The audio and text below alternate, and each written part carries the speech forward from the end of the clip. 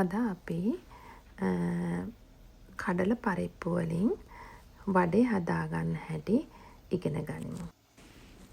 මේ සඳහා අවශ්‍ය වෙනවා කඩල පරිප්පු 500ක්. මම මේ කඩල පරිප්පු ටික හොඳට පොඟවගෙන තියෙන්නේ පැය 5ක් විතර. ඊට පස්සේ ඒකෙන් ග්‍රෑම් 400ක් මම අඹර ගත්තා. මම මේකට පොඩි ඉඟුරු කෑල්ලක් තලා ගත්තා. ඊට පස්සේ ඔයාලට පේනවා මම මේකේ අඹරගත්ත කඩලයි කෑලි වශයෙන් තියෙන කඩලයි මම භාජනයකට දාගෙන තියෙනවා.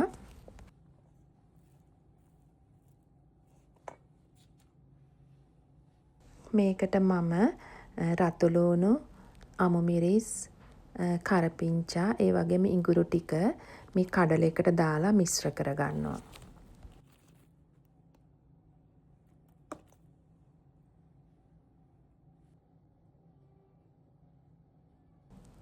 ඊට පස්සේ කෑලි මිරිස් ටිකකුයි, කරි පවුඩර් ටිකකුයි, සුදු ලූණු කුඩු ටිකකුයි, ඒ වගේම ලුණු කුඩු ටිකකුයි මම මේකට මිශ්‍ර කරගත්තා.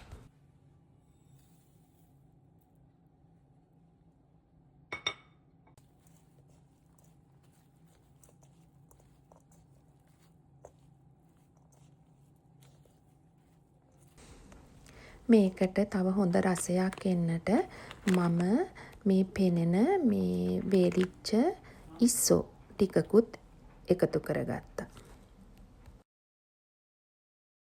මේ සේරම එකතු කරගෙන හොඳට එකතු කරගෙන මේ පින්තූරයේ පෙනෙන පරිදි මම පොඩි ගුලි හදාගෙන තෙල් ටිකක් හොඳට රත් වෙන්නට අරගෙන ඒකේ මම මේ වඩේ ටික බැද ගන්නවා. ඔයාලට මේ පෙනෙන්නේ මං තෙලේ බැද ගන්නා වඩේ. ඔයාලත් මේ මං හදපු විදිහට වඩේ හදලා try කරලා බලන්න. හොඳට ආවොත් මට like එකක් ඒ වගේම subscribe කරන්නත් අමතක කරන්නට එපා.